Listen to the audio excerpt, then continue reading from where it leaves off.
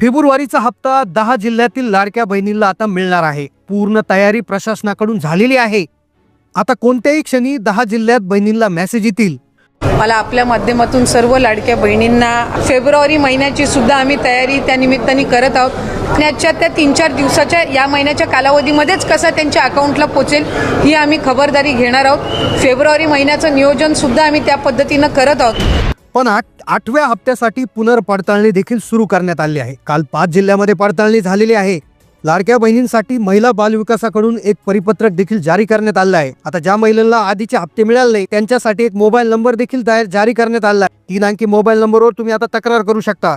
परिपत्रकामध्ये कागदपत्र आणि अपात्रता कोणाची होणार याची लिस्ट देण्यात आली आहे।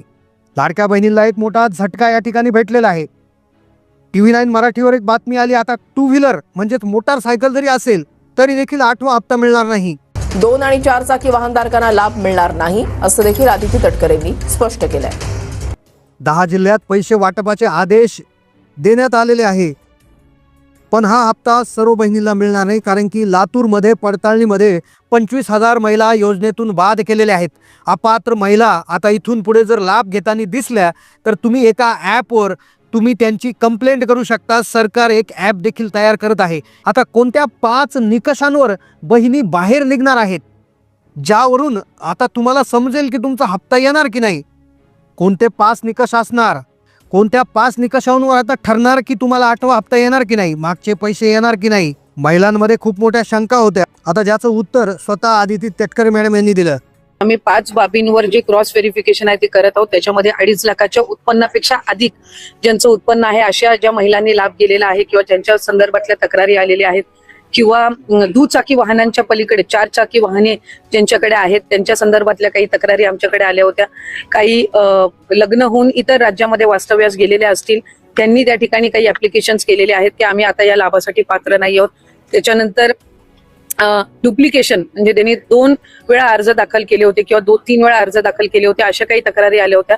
साधारणपणे आम्ही क्रॉस व्हेरिफिकेशन ही सुरू केलं, पण एका बाजूला आज ज्या लाडक्या बहिणी आहेत ज्यांना एक लाभ मिळत आहे पण त्याच्या व्यतिरिक्त सुद्धा त्यांनी काही फॉर्म डुप्लिकेशन झाला असेल किंवा उत्पन्न त्यांचं जास्ती झालं असेल किंवा त्यांचं दुचाकीपेक्षा अधिक म्हणजे वाहनं त्यांच्याकडे 4 चाकी वगैरे असणारे जे आहेत त्यांनी स्वतःहून सुद्धा हा जो लाभ आहे हा परत देण्याची सुरुवात ही केलेली आहे। हे पहा, 5 अतिशय महत्त्वाच्या बाबी आदिती तटकरे मॅडम यांनी सांगितलेल्या आहेत। पोस्टर मध्ये देखील त्या आहेत। आता एक नंबर देखील जारी केलेला आहे, त्या नंबरवर कॉल करून तुम्हाला जर आधीचे हप्ते मिळाले नसतील किंवा पुढचे हप्ते मिळाले नसतील किंवा काय प्रॉब्लेम असेल त्याविषयी तुम्ही शंका विचारू शकता। आता कोणत्या 10 जिल्ह्यात 8वा हप्ता जमा होणार आहेत आणि पहा, मेसेज तुम्हाला आजही यायला पाहिजे होता, कारण की कालपासूनच याची सुरुवात झालेली आहे। बहीण योजना जी आम्ही घोषित केली होती त्याच्या निधी वितरणाची सुरुवात आम्ही कालपासून केली आहे। लाडक्या म्हणजेच तुम्हाला अजूनही मेसेज आला नसेल तर कदाचित तुमचा प्रॉब्लेम झालेला असेल। संपूर्ण राज्यात पडताळणीचे आदेश दिलेले आहेत। आता तुमच्या जिल्ह्यात देखील पडताळणी कधी होईल हे देखील तुम्हाला व्हिडिओमध्ये समजणार आहे। ज्या महिला पडताळणीनंतर उरतील त्याच महिलांना मेसेजेस येणार आहेत। आज कोणत्या 10 जिल्ह्यात 8वा हप्त्याचा मेसेज येईल, 7वा हप्ता ज्यांना आला नाही त्यांनी काय करायचं आहे, आणि सगळ्यात महत्त्वाची गोष्ट की पडताळणीमध्ये तुमचं नाव येऊ द्यायचं नसेल तर तुम्ही काय करायचं आहे यावर अजितदादा देखील बोललेले आहेत। जर श्रीमंत महिला आहेत तर त्या देखील योजनेचा लाभ घेत आहेत। आणि काय होणार आहे, या पडताळणीमध्ये जर तुमचं नाव जर सापडलं तर कदाचित तुम्हाला 8वा तर मिळणार नाही, पण 9वा, 10वा, 11वा, 12वा म्हणजे पुढचे कोणतेच हप्ते तुम्हाला मिळणार नाही। योजनेमधून तुम्ही बाद होऊ शकता। त्यामुळे तुम्ही लक्षपूर्वक आता 5 गोष्टी ज्या आहेत त्या लक्षपूर्वक समजून घेणं गरजेचं आहे। तुमचे 2 मिनिटं हा व्हिडिओ पाहायला द्या, कारण की व्हिडिओमध्ये तुम्हाला कोणत्या 10 जिल्ह्यात वाटप आता होणार आहे आणि पहिल्या टप्प्यात कोणते 10 जिल्हे आहेत ते तर सांगण्यात येणारच आहे। तुमच्या जिल्ह्याचं नाव त्यात चेक कराच, पण सगळ्यात महत्त्वाची गोष्ट म्हणजे आता तुम्ही काय चेक करायचं आहे, काय गोष्टी चेक करून घ्यायच्या आहेत की जेणेकरून तुम्हाला प्रॉब्लेम येणार नाही। आणि असा उपाय आम्ही तुम्हाला सांगणार आहोत की तो जर तुम्ही केला की तुम्हाला इथून पुढचे हप्ते तर सगळे येऊनच जातील, म्हणजे कुठल्याही प्रकारची चिंता त्यामध्ये राहणार नाही। सगळ्यात आधी तुम्ही एक काम आता करायचं आहे की तुमचं नाव आणि तुमच्या जिल्ह्याचं नाव त्या ठिकाणी सांगायचं आहे, कोणत्या जिल्ह्यातून तुम्ही व्हिडिओ पाहताय। कारण की पहा, 8वा हप्ता सुरू झाला आहे आणि तुमच्या जिल्हा जो आहे त्यात पडताळणीत असेल तर आम्ही लगेच तुम्हाला सांगणार आहोत। त्यामुळे कमेंट करा कोणाला 8वा हप्ता मिळणार आणि कोणाला मिळणार नाही।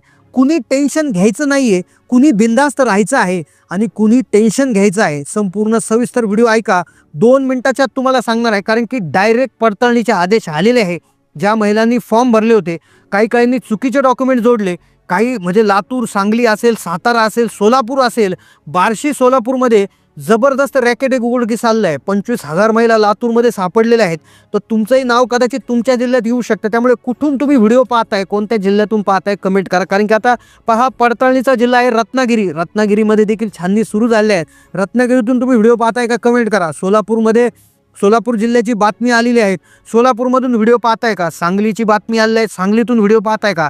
लातूरमध्ये 25,000 महिला बाहेर काढल्या, कमेंट करा. आणि आणखी एका जिल्ह्यात स्वतः आदिती तटकरे मॅडमनी सांगितलंय की तिथे आम्ही तक्रार देखील म्हणजे पोलिसात कंप्लेंट केली आहे. कारवाईला सुरुवात झालेली आहे. 4,500, 5,000, 6,000 महिला अशा आहेत की ज्यांनी स्वतःहून अर्ज हे करून टाकलेले आहेत, कॅन्सल केले आहेत. त्यांनी जिल्हा प्रशासनाला अर्ज केले की आम्हाला आता योजनेचा लाभ नकोय. अशाही गोष्टी आता महाराष्ट्रात होत आहे. तुम्ही आता बारीक लक्ष ठेवायचं आहे, लक्षपूर्वक हा व्हिडिओ पाहायचा आहे. कारण काय होणार आहे, दररोज 25,000, 30,000, 50,000 अशा महिला बाहेर निघताना दिसत आहेत. आता ह्या महिला का बाहेर निघल्या, तुम्ही टेन्शन घ्यायचं आहे का?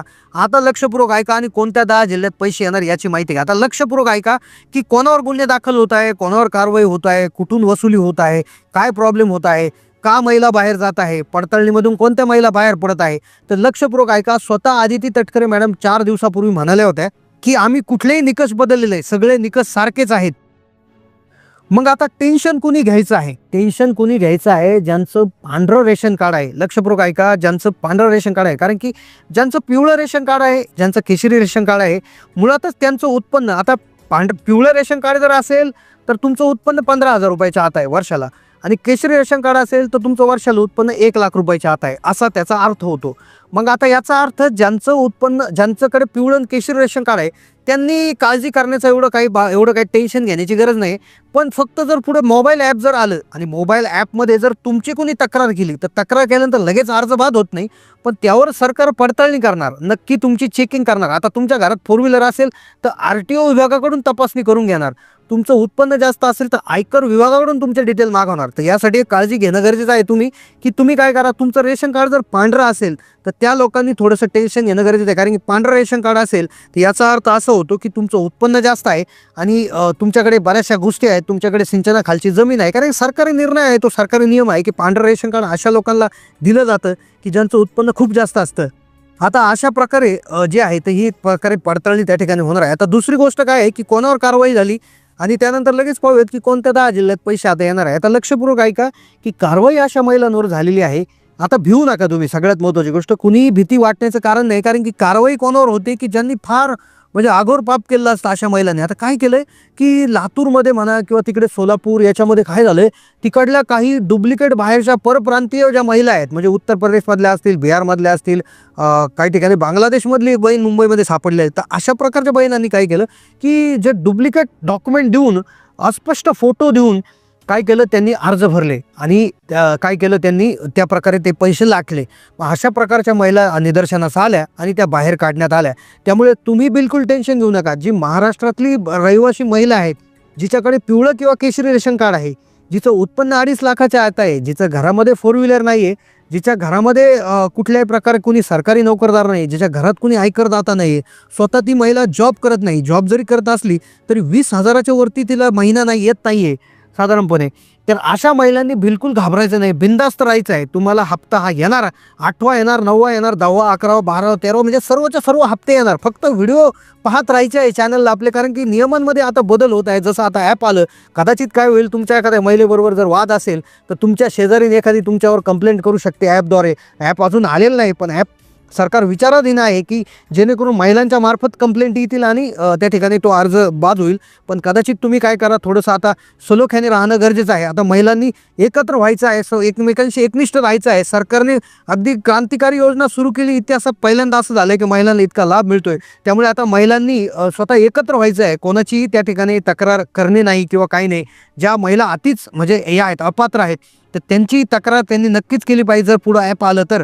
पण बाकी ज्या महिला खरोखर गरजू आहेत, ज्यांची परिस्थिती बिकट आहे, ज्यांना खरंच गरज आहे, तर त्यांची कुणी त्या ठिकाणी तक्रार करू नये असं आम्ही आमच्या चॅनलच्या माध्यमातून तुम्हाला आवाहन करतो. नक्कीच सर्व बहिणींना लाभ मिळावा अशी आमची देखील त्या ठिकाणी आशा आहे. आम्ही त्यामुळे नवनवीन योजनांचे व्हिडिओ असतील, महिलांसाठी खूप महत्त्वपूर्ण व्हिडिओ असतील ते आणत असतो. काल बजेट सादर झालेलं आहे. बजेटमध्ये देखील सरकार आता कदाचित पूर्ण केंद्र शासनाची एखादी जी मुख्यमंत्री लाडकी बहिणीच्या धर्तीवर एखादी लाडकी बहीण योजना चालू करण्याच्या विचारात आहे. तर नक्कीच केंद्र शासनाचे देखील जास्तीचे पैसे तुम्हाला आता मिळू शकता. आधार कार्डवर आता 10,000 रुपये मिळायला सुरुवात झाली आहे. तुमचं बँक खातं जर असेल तर तुम्हाला जनधन खात्याच्या अंतर्गत 10,000 रुपयाचं ओव्हरड्राफ्ट मिळत असतं, म्हणजे एक छोटं कर्ज मिळत असतं कमी व्याजदरावर. तर त्याचाही तुम्ही लाभ घेऊ शकता. तर नक्कीच अशा वेगवेगळ्या माहिती आपण देत असतो. रेशन कार्डवर 9,000 रुपये तुम्हाला आता मिळत आहेत. ज्यांच्या घरी शेती आहे आणि ज्यांचे पती असतील किंवा वडील असतील शेतकरी आहेत तर त्यांनाही 9,000 रुपये प्रतिवर्षाला आता मिळत आहेत. 1,800 रुपये प्रति महिना त्यांना मिळत आहे. तर अशा प्रकारे तुम्ही देखील या योजनांचा लाभ घ्यायचा असेल तर कमेंट करत राहा. कमेंट करा तुम्हाला कोणत्या योजनेचा लाभ घ्यायचा आहे, कोणती एखादी नवीन योजना असल्याचा लाभ घ्यायचा. जितक्या जास्त कमेंट येतील तितक्या लवकर आम्ही व्हिडिओ त्यावर बनवणार आहोत. तर धन्यवाद. असेच व्हिडिओ पाहत राहा. जास्तीत जास्त माता बहिणीला व्हिडिओ शेअर करायला विसरू नका. धन्यवाद.